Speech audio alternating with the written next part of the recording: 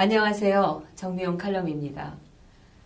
일이 아닌 걸 가지고 일을 만드는 그런 행태가 지금 문재인 정권에서 계속 벌어지고 있습니다. 사드 배치 문제를 가지고 한민구 국방장관과 김관진 안보실장을 청와대에서 어떤 민정수석실에서 불러다가 조사를 했습니다. 지난번에도 제가 말씀드렸지만 이런 전례 없는 일들은 문재인 정권이 출범을 하면 일어날 수 있다 예상을 했던 일이긴 합니다. 그렇더라도 이 문재인 정권이 이처럼 거침없이 이런 일을 벌일 수 있는 것은 자신들을 견제할 만한 정치 세력이나 언론이 없다라는 그런 자신감에서 비롯된 것이 아닐까 싶습니다. 사드 배치는 우리 국익을 위한 것이고 그렇기 때문에 너무나 당연한 사안입니다. 그 사드 배치 문제의 논란이 벌어졌을 때 여론조사를 보면 국민들의 67%가 넘는 분들이 배치는 당연하다 하고 찬성을 하고 있습니다. 그럼에도 불구하고 지금 이 새로 정권을 잡은 이 사람들은 사드 배치를 어떻게 해서든 못하게 하려고 지금 기를 쓰는 것 같이 보이고 이것이 많은 상식적이고 나라를 걱정하는 국민들을 정말 뜨악하게 만들고 있습니다. 이 한민구 국방장관을 조사하는 것도 이거 더 말할 필요조차도 없는 그런 참담한 일이 아닐 수 없습니다. 한 나라의 국방이라면은 사실은 국가와 국민의 안녕을 지키는 파수꾼이라고 할 수가 있는데 이런 중요한 역할을 하시는 분을 최고 수장을 오라가라.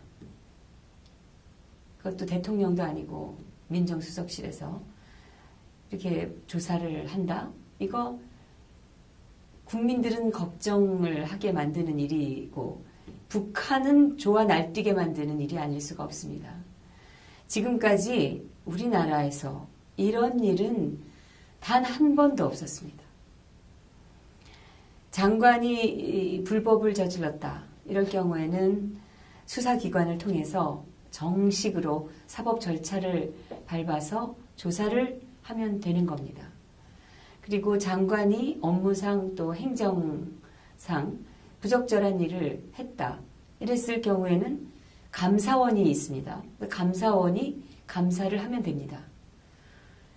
그런데 이 사드 배치에서 2기냐 6기냐 4기가 어떻게 되냐 이런 문제는 사실 너무나 언론에서 이미 다 충분히 보도가 됐고 그게 또 영상으로 또 도입되는 것까지 보여주고 그랬던 일인데 이것을 청와대에서 그것도 수석 비서가 장관을 불러다가 조사를 한다.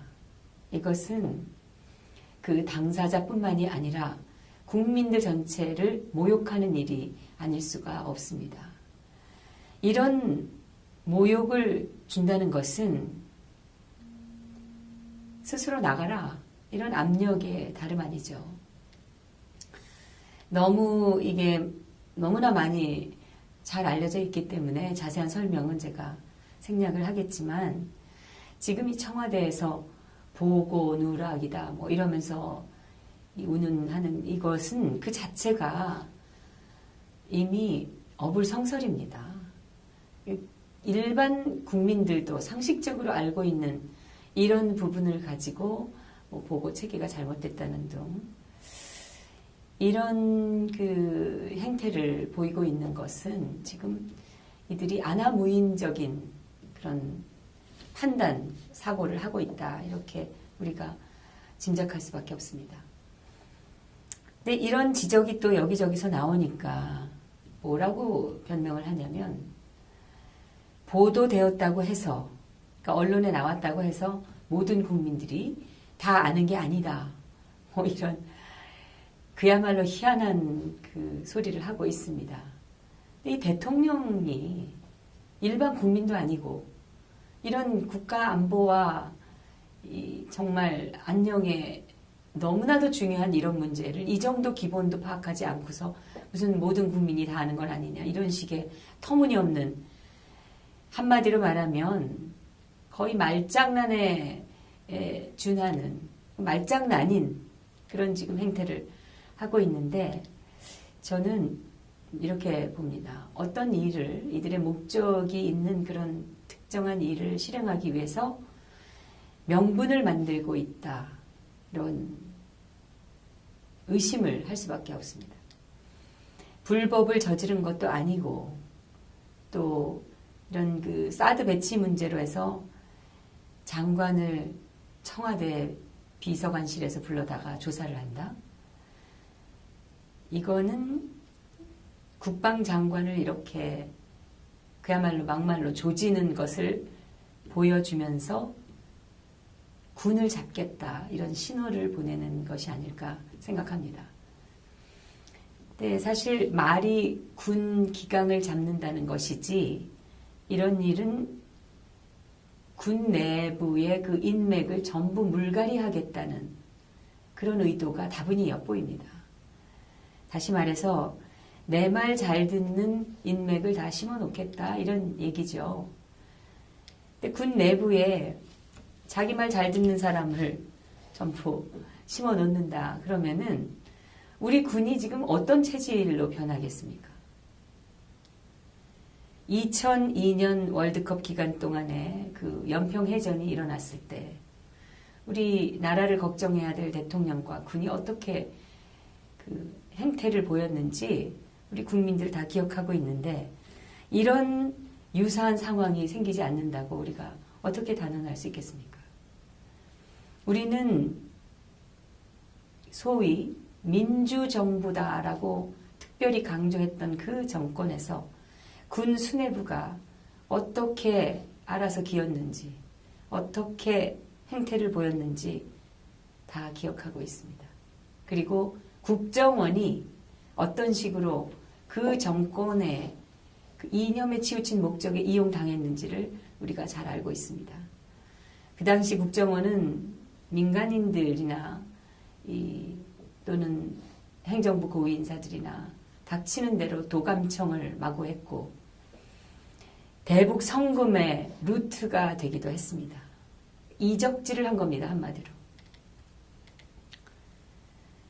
그 어떤 그 탈북자, 북한에서 군 고위자였다고 하는 분이 증언을 한 바가 있었죠. 당시에 군과 그 북한 정권의 실세들 250여 명이 하루아침에 다 숙청당하고 사형당한 그런 사건을 얘기를 했는데, 그때가 바로 또 김대중 정권 시절이었습니다. 이 말은 당시 김대중 정부가 북한에 그 남한과 연결이 되어 있는, 말하자면 휴민트 조직의 실체를 다 알려줘가지고 다 몰살시켰다, 이런 증언을 했었던 겁니다. 이 국방부 장관과 안보실장이 민정수석실에 불려가서 당하고, 또 한쪽에서는 이낙연 국무총리 후보자 인준안이 또 통과가 됐습니다. 이런 온갖 그 범죄를 저질렀던 사람이 국무총리가 된 겁니다. 배신의 정당 바른정당에서는 표결에는 참여했지만 반대표를 던졌고, 자유한국당은 이제 반대를 당론으로 정하고 퇴장을 하긴 했습니다. 그런데 저는 특히 이 바른정당에서 이 보인 행태는 이들의 이중성을 극명하게 드러나게 한 정치적 쇼라고 보고 있습니다. 왜냐하면은 총리 인준 표결에 들어가기 전에 더불어민주당, 국민의당 그리고 바른정당이 이미 국회 임명 동의 경과 보고서를 채택하자, 그러니까 인준안을 통과시키자라는 것에 합의를 하지 않았습니까? 그거 자체가 이미 표결에서 가결이 될 걸 예상을 하고 한 행위였는데요. 지금 우리가 이제 생각을 해보면 그 경과 보고서 채택을 한다는 것은 사실상 총리로 가는 지름길을 열어준 것이죠. 지금 더불어민주당의 의석수 그리고 국민의당, 정의당의 의석수까지만 합치면 166석입니다. 그러니까 근데 뭐 여기에서 국민의당에 대해서 어떤 사람들은 뭐 중도 보수다 뭐 이런 얘기까지 하고 있는데 절대 그렇지 않습니다. 이번 그 이낙연 총리 그 표결을 봐도 짐작을 할 수 있으시겠지만 국민의당은 더불어민주당과 함께 큰 틀에서 방향을 같이 가는 정당입니다. 중도나 보수라고 결코 우리가 말을 할 수가 없는 그런 정당입니다. 이 더불어민주당과 국민의당, 정의당의 그 166석 이미 그걸로 과반을 차지하고 있습니다. 그래서 웬만한 표결을 해가지고는 이 더불어민주당이 원하는 그런 결과가 당연히 나오는 것이죠. 이걸 바른정당이 몰랐겠습니까?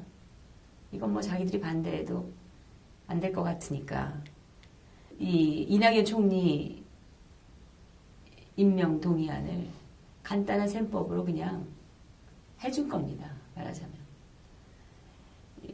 자기들이 정말 이낙연 총리 그 인준 동의안을 반대했다면 처음부터 이런 국회 임명 동의 경과 보고서 채택 자체를 반대했어야 되는 것입니다.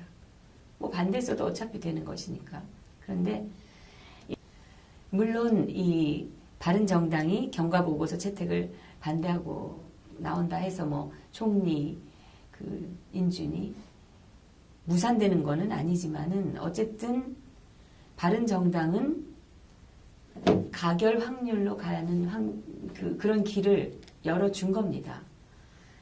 이 배신의 속성이 내재된 정당답게 교묘한 짓을 했다. 저는 그렇게 생각을 합니다.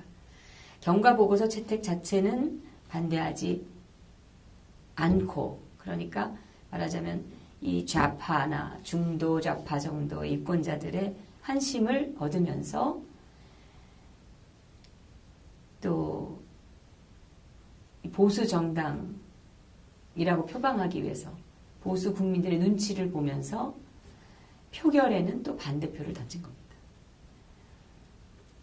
이러기 위해서는 또 아마 그 좌파 매체나 조중동 같은 언론의 눈치도 봤을 거라고 생각합니다.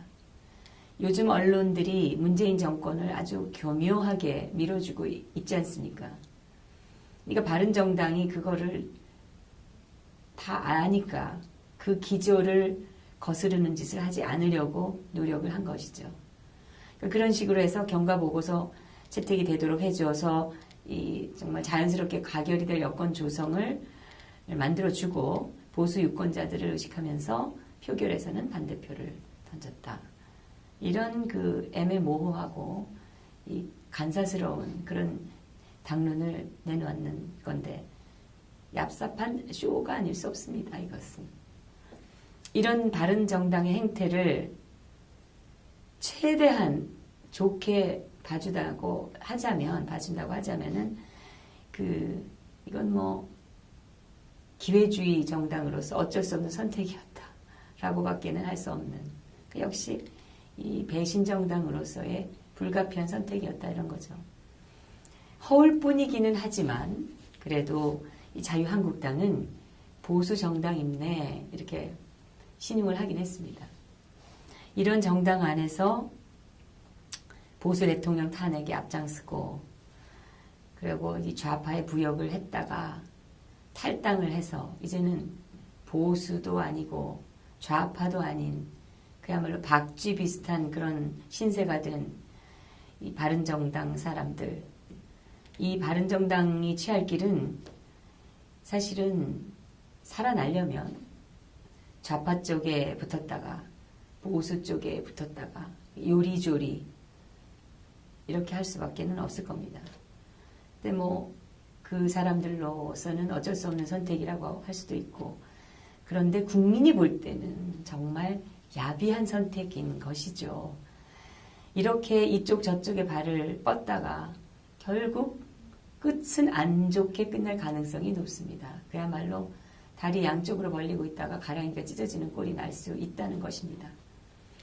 자유한국당은 본회의는 참석을 했지만 이낙연 총리 인준 표결 때는 퇴장을 했는데요. 비례대표인 김현아 의원이 하나 남아서 표결에 참석을 하고 인준안에 찬성표를 던졌다 이렇게 전해지고 있습니다. 이 김현아라는 사람은 비박계로 분류가 되는데 물론 탄핵안에 대해서도 찬성을 했을 겁니다. 그런데 이제 의원직을 유지하려고 비례대표니까 바른정당으로 가지 못하고 그 안에서 그야말로 트로이 목마 같은 이 간첩짓을 하고 있는 그런 존재입니다. 근데 이 김현아가 자유한국당의 사실은 그 실질적인 색깔을 그대로 드러내는 존재가 아닐까 저는 생각합니다. 보수를 표방하고 있지만 사실은 보수도 아니고 때로는 좌파에 부역을 하거나 방조할 때도 많고 그러니까 완전한 좌파도 아니고 애매모호한 그 회색 정당 이게 지금 실체적으로는 자유한국당의 정체다 저는 이렇게 생각합니다. 이런 자유한국당이 문재인 정권에 대해서 이렇게 조금이나마 비판을 하고 있는 것은 그것은 태극기 국민들의 눈길이 무섭기 때문이라고 봅니다. 자유한국당 소속 의원들 중에 다수가 아직도 이 보수적 유권자들이 계시는 지역구 출신이 많습니다. 국회의원들 치고 재선을 원하지 않는 국회의원들이 있겠습니까? 그렇더라도 이 특별하게 이 회색 정당인 자유한국당의 이 의원들은 이념이나 또는 국민이나 안보, 경제 뭐 이런 그 문제 그리고 원칙 이런 것보다는 자신의 금배지를 훨씬 더 소중하게 생각을 하고 다음번에 공천받을 가능성 여기에만 모든 것을 거는 그런 자들이다라고 생각하는 국민들이 많습니다.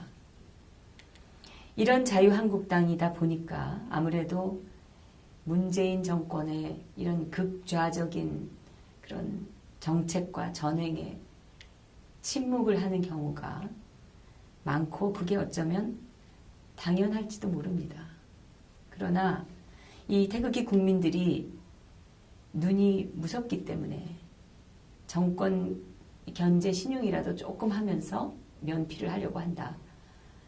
저는 이렇게 생각합니다. 사실 이 자유한국당 내에는 차마 탈당은 못하지만 문재인 정권의 문제점을 그래도 좀 세게 지적할 수 있는 그런 의원들이 좀 있습니다. 많진 않지만 이런 그 의원들 중에는 그 언론이 소위 친박이다 이렇게 분류하고 있는 의원들이 대부분입니다. 물론 저는 이런 언론의 분류가 제대로 된 것이라고 생각하지는 않습니다. 아무튼 이 자유한국당의 지지층이 원하는 그런 생각에 맞는 의견을 낼 수 있는 의원들이 조금 있다는 것이죠.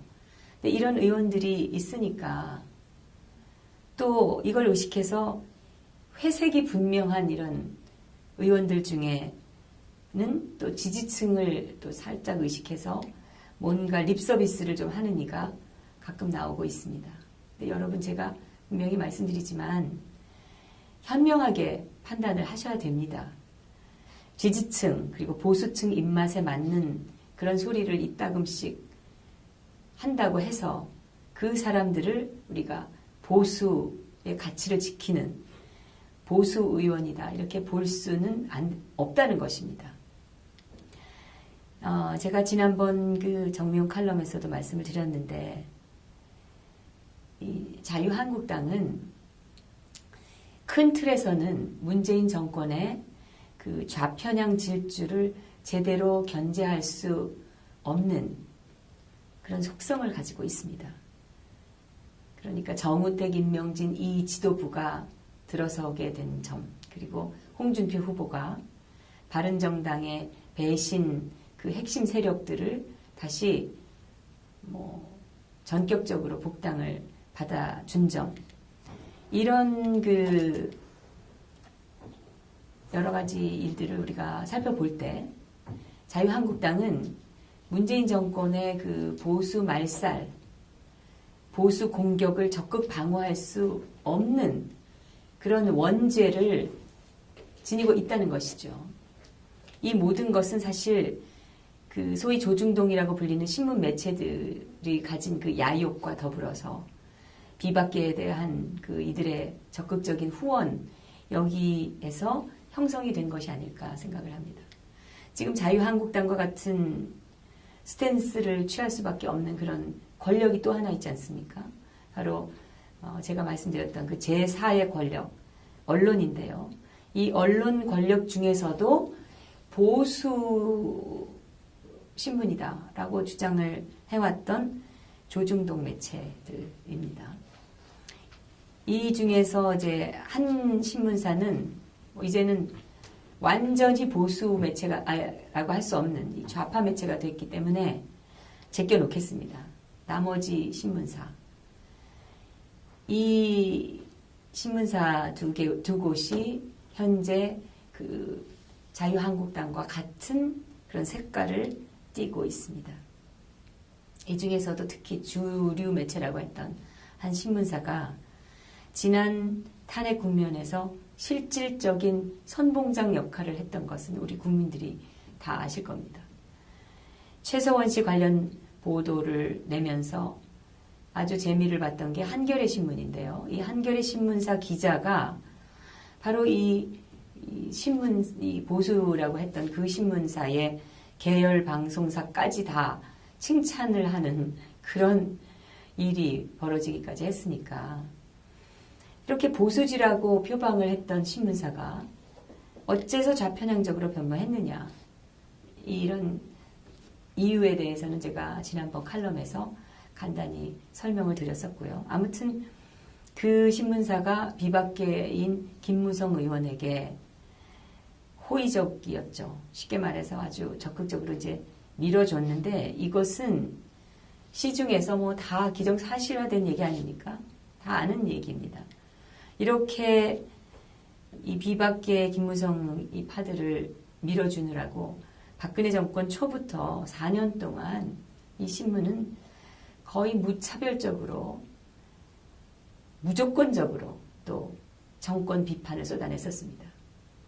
그 신문과 계열 방송사가 탄핵 소추가 결국 이제 헌재로 넘어가게 국회를 통과하고 하는 그 분위기 조성에 아주 결정적인 역할을 했었습니다. 촛불 숫자를 과도하게 부풀리고 촛불 민심이 오직 민심인 것처럼 호도를 했습니다. 근데 이것은 결과론적으로 문재인 정권의 등장을 다 만들어준 것입니다. 박 대통령을 궁지로 몰아가는 것 자체가 이미 문재인 정권을 불러들인 것 아니겠습니까? 이걸 또 우리 생각이 조금 있는 시민들은 또 다 알고 있습니다. 비박계와 이들을 밀어주는 신문사들은 이걸 좀 간과한 것이 아닌가 생각을 합니다. 권력의 눈이 멀어서 판단 착오를 한 것이라고 저는 보는데요. 평소에 자만심에 가득 찬 것도 이유가 됩니다. 그 자만심이 국민들을 개돼지로 봤기 때문이다, 이렇게 생각을 하고요. 이 김무성, 유승민, 김수남의 검찰, 이런 조직들과 함께 결과적으로 문재인 집권의 최고 공로자가 된 게 바로 이 신문사였습니다. 그런데 이 신문사가 지금 자유한국당처럼 어정쩡한 태도를 취하고 있다는 것이죠. 독자층을 봐서는 사실 그래도 이 남아있는 이 독자층을 봐서는 문재인 정권을 세게 비판을 해야 마땅하고, 또 언론으로서 잘못된 것에 대해서는 비판을 당연히 해야 되는데, 그러자니 좌파들에게 그야말로 몰매를 맞는 게 두렵기도 하고, 또 지난 그 탄핵 전국에서 무차별적으로 쏟아냈던 그 엄청난 이 왜곡 기사들, 조작 기사까지 이런 기사들이 또 걸리지 않을 수가 없을 겁니다.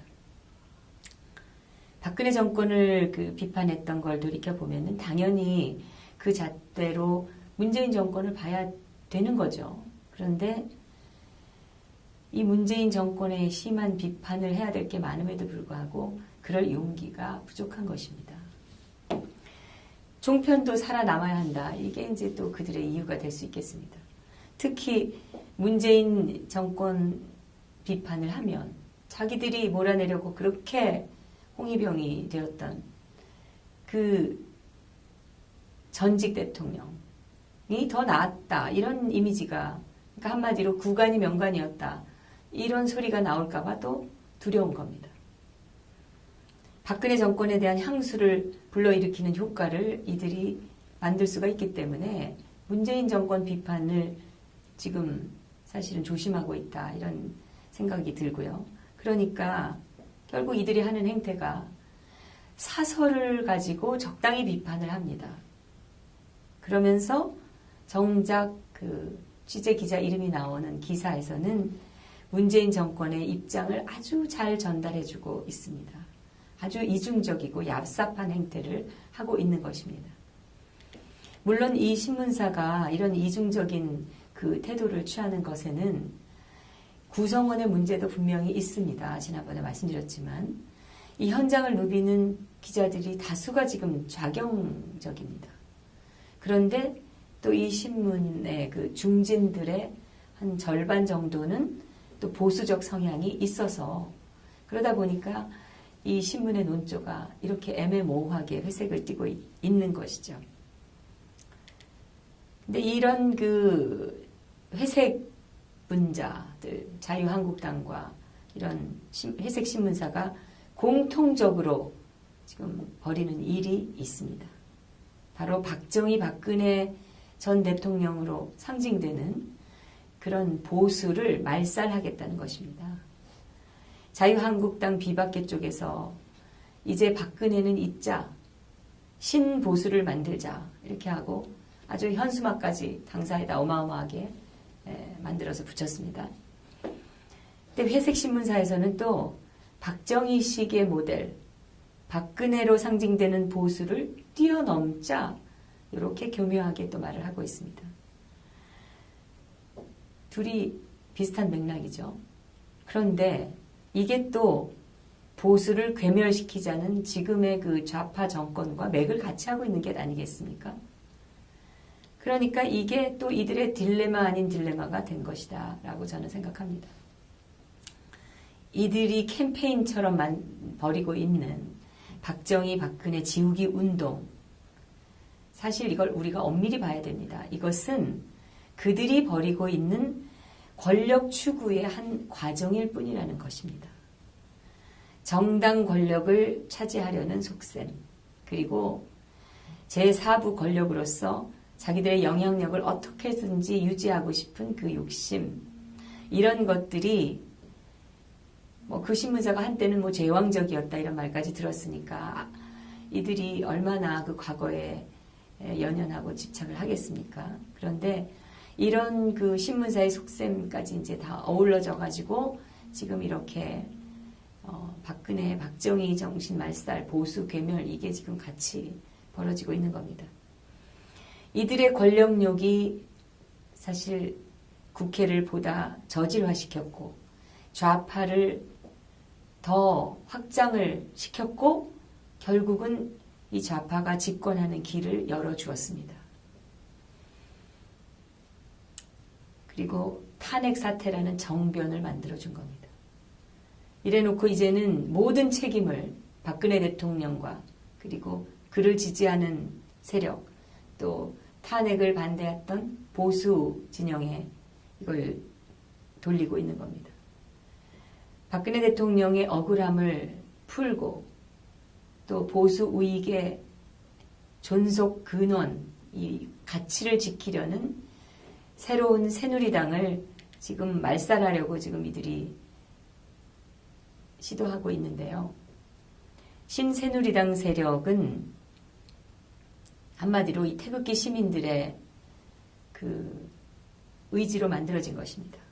많은 태극기 시민들이 자유한국당 쪽으로 그 진영 논리 때문에 대선 과정에서 넘어간 느낌이 있지만 어찌됐든 그래도 지금 이제 그들의 정체가 드러나고 있는 이 마당에 태극기 시민들이 의지할 수 있는 제도권 정당은 지금 이 새로운 새누리당밖에 없는 거 아니냐 이런 말이 지금 나오고 있습니다. 근데 이 새누리당의 존재는 이런 자유한국당이나 또는 그 다른 야욕을 가진 언론사, 회색 언론사들이 보기에는 권력을 차지할 수 있지 못하도록 만드는 것뿐만이 아니라 자기들의 치부를 자꾸 들추어내는 그 목에 가시 같은 존재가 되는 것입니다. 이 신새누리당은 지금 그렇기 때문에요. 좌파들하고 싸우는 것도 모자라서 소위 부역 보수, 이런 회색 보수들의 음해에서도 살아남아야 하는 지금 그런 상황입니다. 그러나 저는 이 새로운 새누리당이 결국은 그 모든 것을 이겨낼 것이라고 생각합니다. 이 신새누리당이야말로 기존 보수 우익의 장점과 바른 정신을 계승한 진짜 보수 우익이 세워야 할 적통 정당이다. 저는 이렇게 생각합니다. 지금 정당의 기본을 모르는 그 일부 세력이 당을 장악하고서 내홍을 그래서 심하게 겪고 있지만 조만간 이 우익의 가치를 사수할 유일한 정당으로서 바로 서게 될 것이다 라고 저는 믿고 있습니다. 여러분께서 많이 도와주셔야 됩니다. 정미용 칼럼, 오늘은 이 문재인 정권을 앞에 둔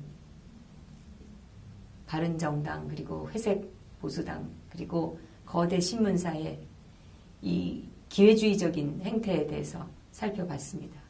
정미용 칼럼이었습니다.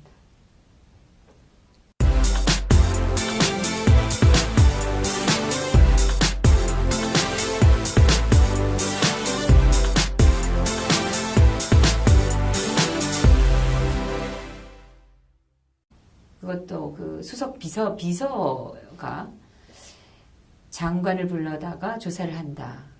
이것은 그 당사자뿐만이 아니라 국민들 전체를 모욕하는 일이 아닐 수가 없습니다.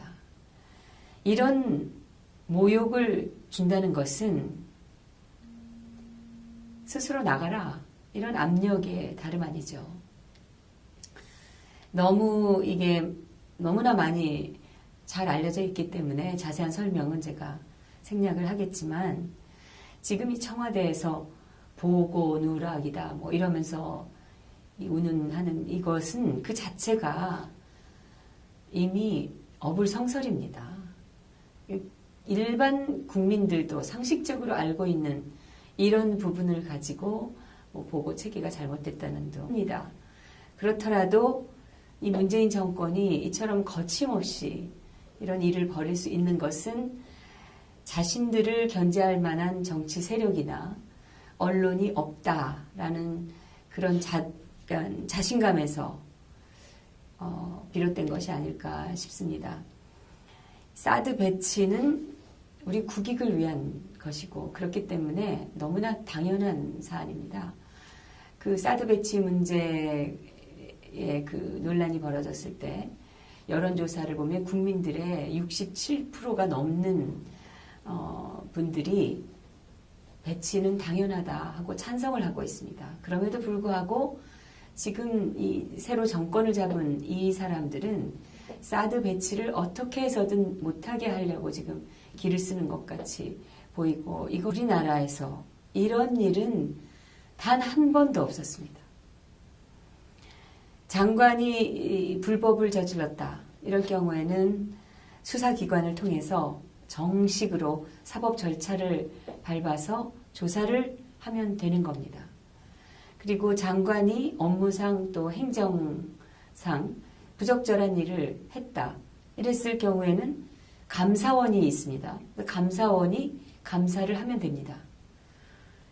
그런데 이 사드 배치에서 뭐 2기냐 6기냐 뭐 4기가 어떻게 되냐 이런 그 문제는 사실 너무나 언론에서 이미 다 충분히 보도가 됐고 그게 또 영상으로 또 그 도입되는 것까지 보여주고 그랬던 일인데 이것을 청와대에서